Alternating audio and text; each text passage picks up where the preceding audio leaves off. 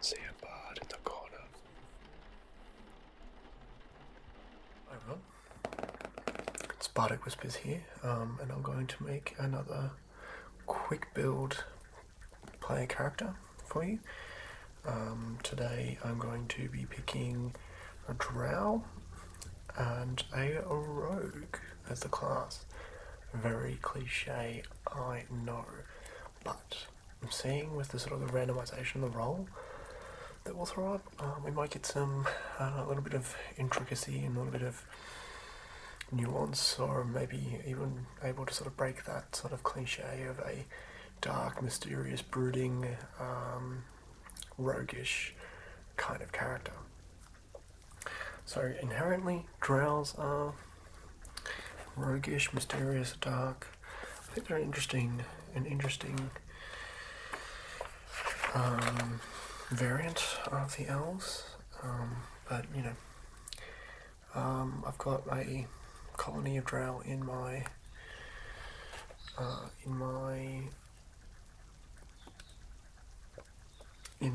campaign at the moment. They haven't been met yet. They're deep within a cave with some Druigar. This is the mountain I've been speaking of every now and then.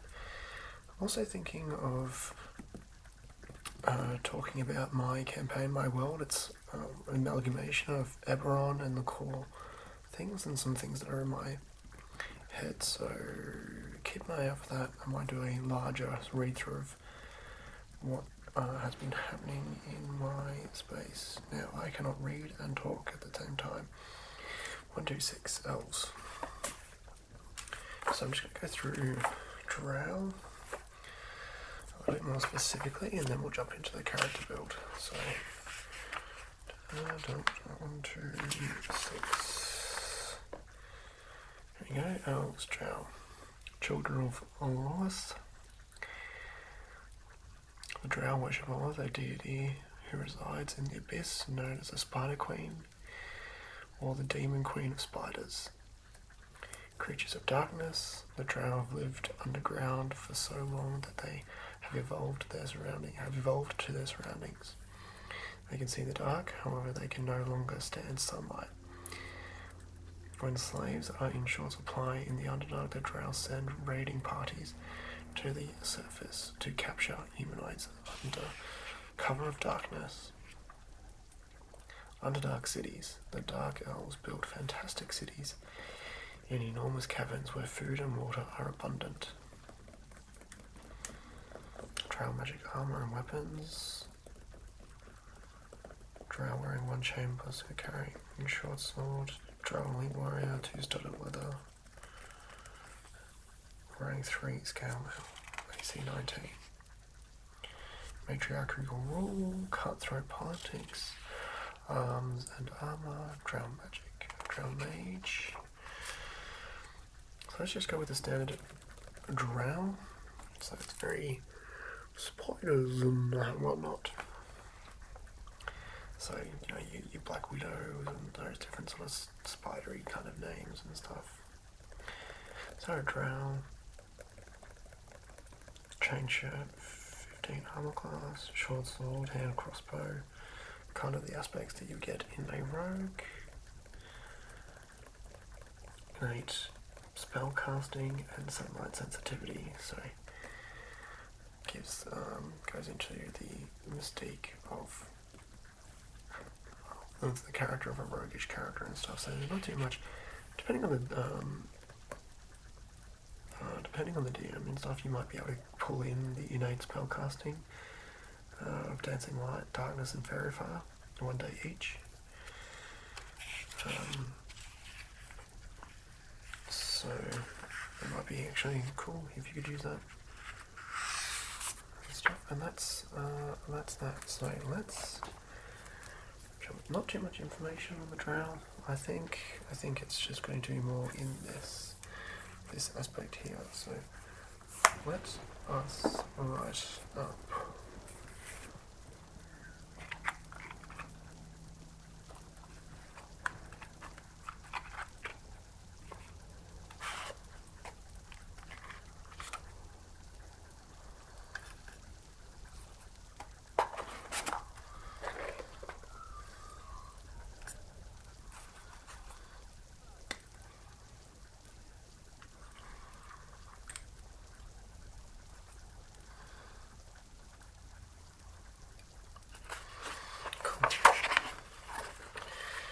So, we'll just go to the elves and just have a look at the variants in 21. And then we'll go ahead and start building this rogue out, see what we can do. And then we'll go into backstories and stuff. So you've got the elves, slender and graceful, timeless perspective. Let us have a look, see. Elf names, elf traits. All very good, all very good. The dark elf. As a drow, you have infused with magic of the Underdark, an underground realm of wonders and horrors rarely seen on the surface above. You are at home in shadows, and thanks to your innate magic, learn to conjure forth both light and darkness. Your kin tends to have stark white hair and greyish skin of many hues. The cult of the god Lilith, Queen of Spiders, has corrupted some of the oldest Drow cities, especially in the worlds of Orith and Toril. Eberron, Kryn, and other realms have escaped the cult's influence for now. Wherever the cult works, Drow heroes stand on the front lines and war against it, seeking the Sunder's Lilith web. Superior dark vision, Drow magic. So yeah, you do get, the Dancing Lights cantrip.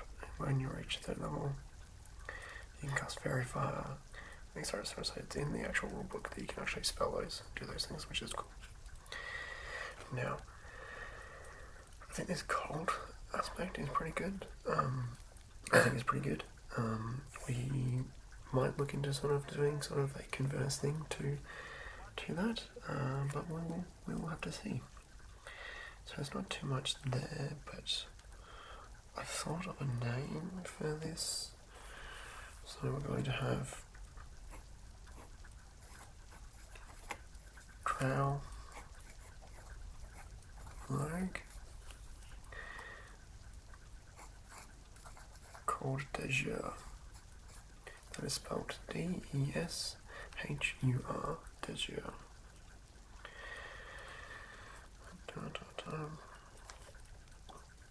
Cool. They're going to have white, corrupt hair,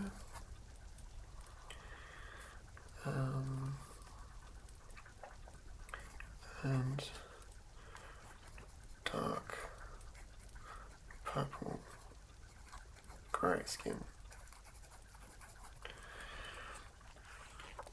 Let us go to the class.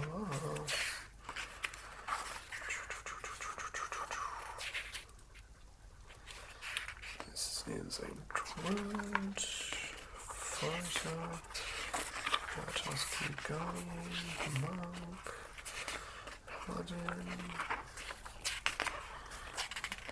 ranger, rogue. Oh look, the rogue has a drow as its example.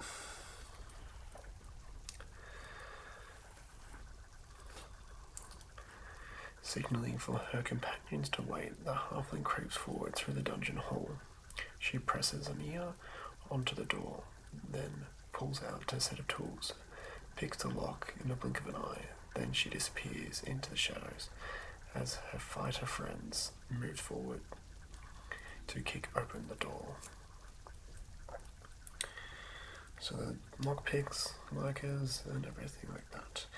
Skill and precision rogues devote as much of their effort to mastering and using a variety of skills and to performing the combat abilities, given them a broad expertise that few other characters can match.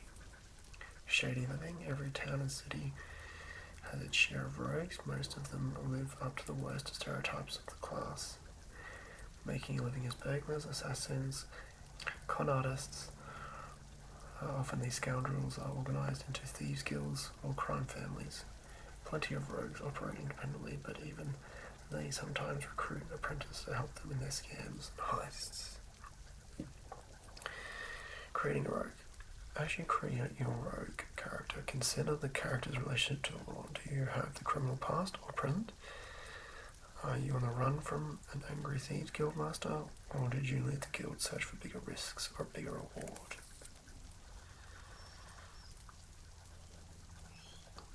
So you got light armor, simple weapons, saving throws, and skills.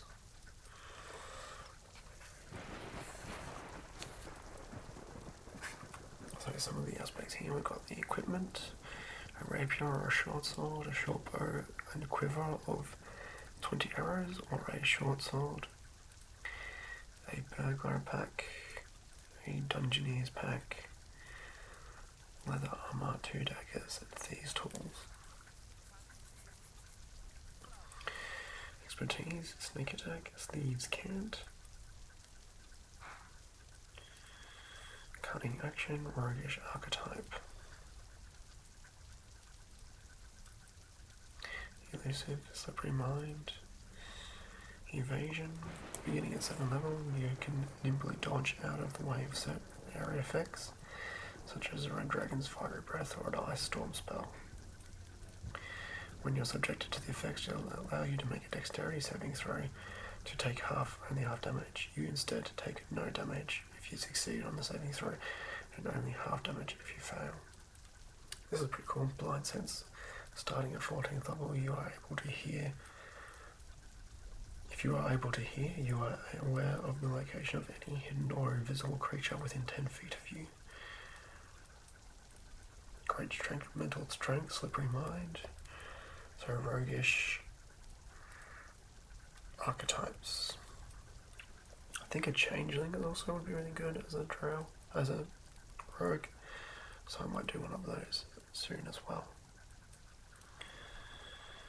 So there's thief, assassin, imposter, infiltration, assassin, thief,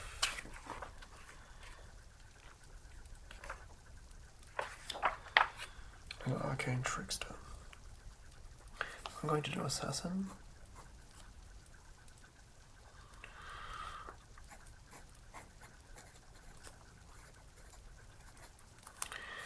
You're focused on training the grim art of death.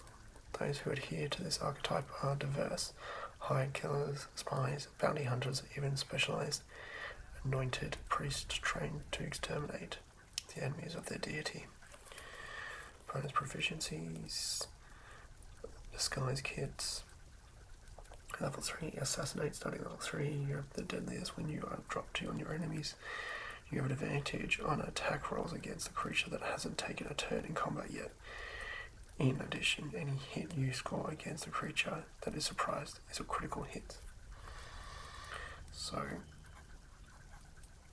crits on surprised and hasn't taken a turn. Non-moved characters.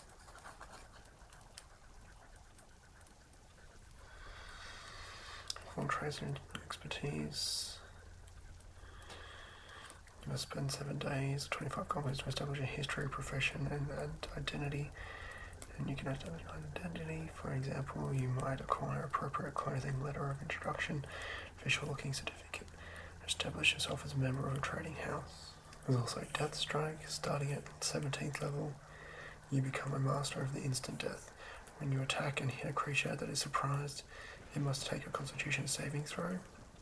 On a fail one, double damage of your against a creature.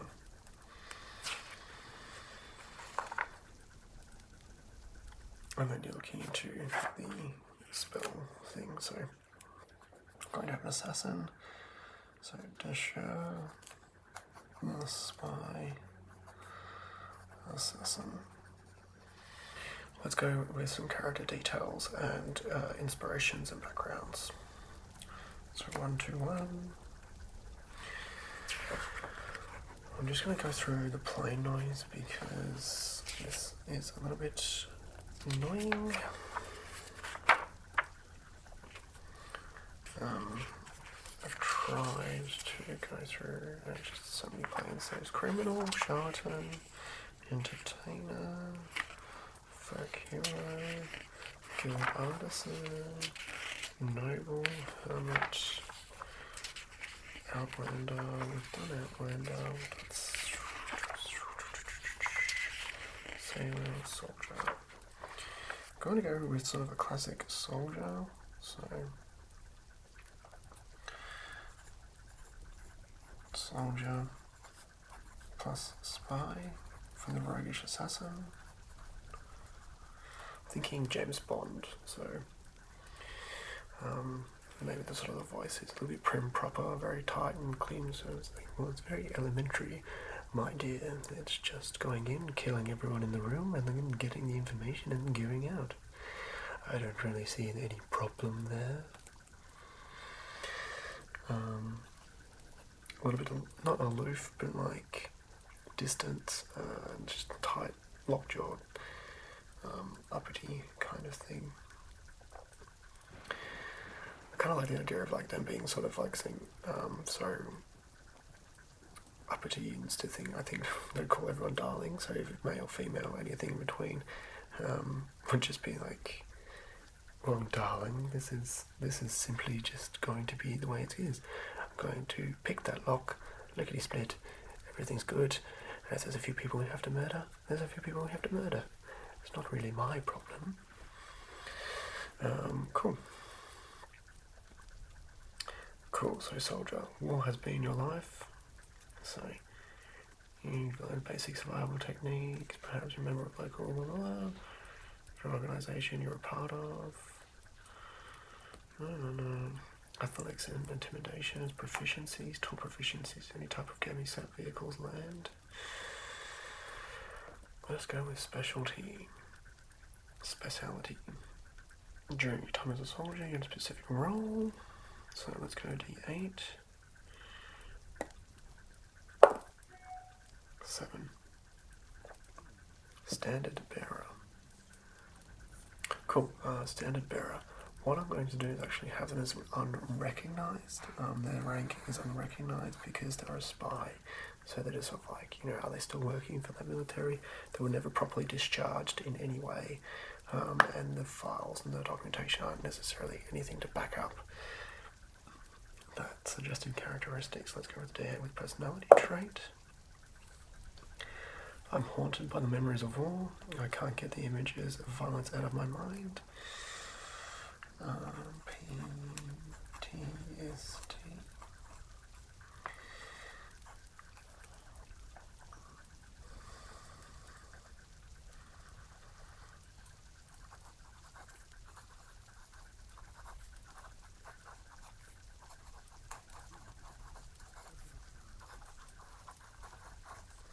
Cool. So I'm going to have them as sort of like triggered and aspects of that where they're a little bit uncomfortable, a little bit on edge around other military figures like guards and everything. I'm a little bit cautious and worried about getting caught, even though they're not doing anything to responsibility. I do what I must and obey just authority.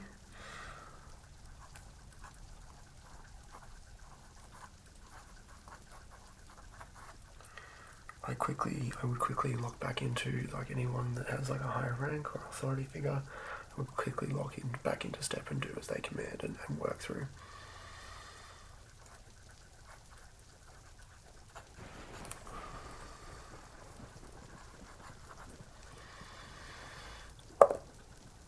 For bonds, I've got to do a D6. 3. Honor is my life.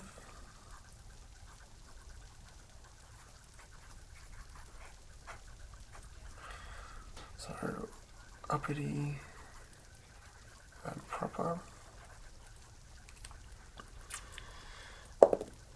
5 for 4. I obey the law, even if the law causes me misery.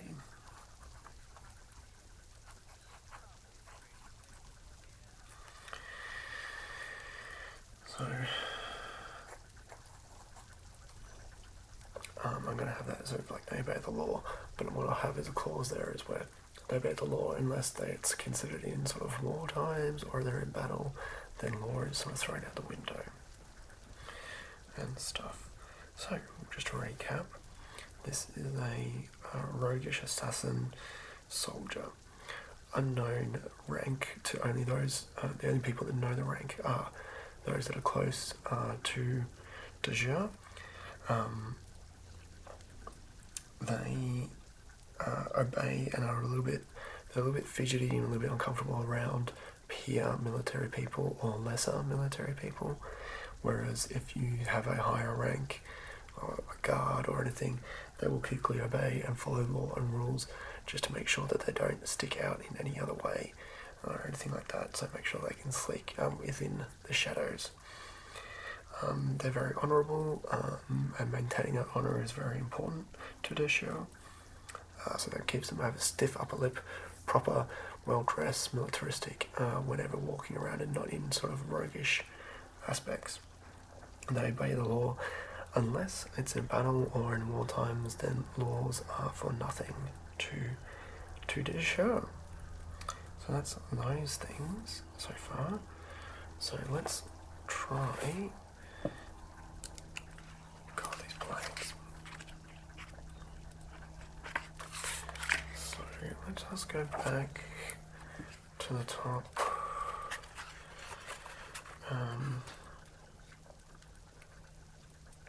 Backgrounds 125.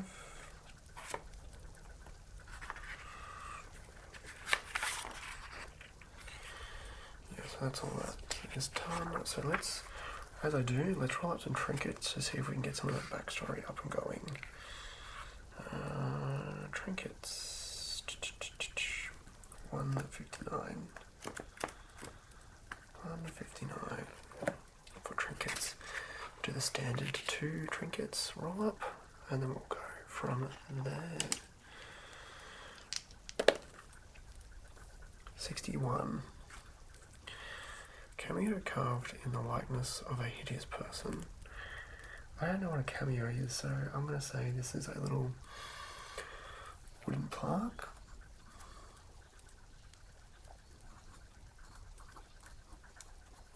Wooden plaque with a face. And 35. A white sequined glove sized of a human. Okay, let us recap. So, Deshur is a Drow roguish assassin.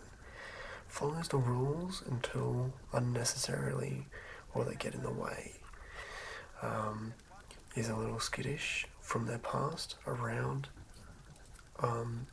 peer militaristic people, even though you don't personally know what their rank was or what military they were a part of. It's still a mystery to you. But they quickly fall in line with any sign of authority against them. Not necessarily a suck-up, but will follow orders once the order is barked at them. Follows laws to the T, almost like a lawyer, but as soon as the dust is kicked up and there's fights, then perhaps the laws and rules don't necessarily apply in this instance. You will see Deshur, when resting or sitting by a fire, looking at a small wooden plaque with a face sketched in it, or carved into it. You don't know if this is a lover, or the next target, or someone that has betrayed Deshur. But you also see them clutching, whenever they bring out this plaque, a white sequenced glove of a sort of small hand. It seems to be sort of a little bit more dainty from a female hand or something like that. So perhaps it was a previous loved one, a child, or something like that. Now, I know that I said I was going to try and stay away from the archetypes of a rogue, but we ended up with a mysterious backstory and a roguish, mysterious person again. Is that just the case for a rogue always? Are they just set up for that kind of thing? The dice did roll for sort of mysterious kind of items. What are your thoughts? Does anyone have a joyful rogue? Or like, I don't know.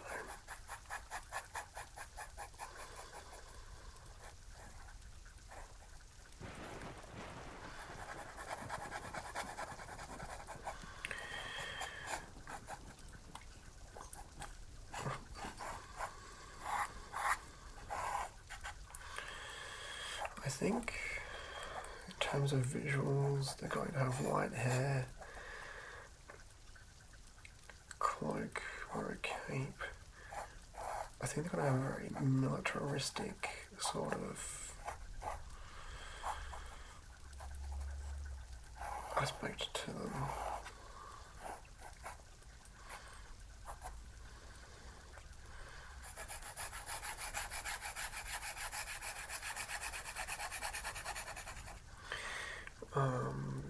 Deep red undershirt underneath a black militaristic parade uniform. So yeah, just classic roguish rogue. A little bit James Bondy and a little bit sort of indifferent to murder and stuff. Trying to stay away from the stereotypes, ended up going straight into them. Maybe that's the case for rogues, I don't know. Thank you everyone. I'd love to hear about your roguish characters. As always, enjoy your long rest. Speak to you soon.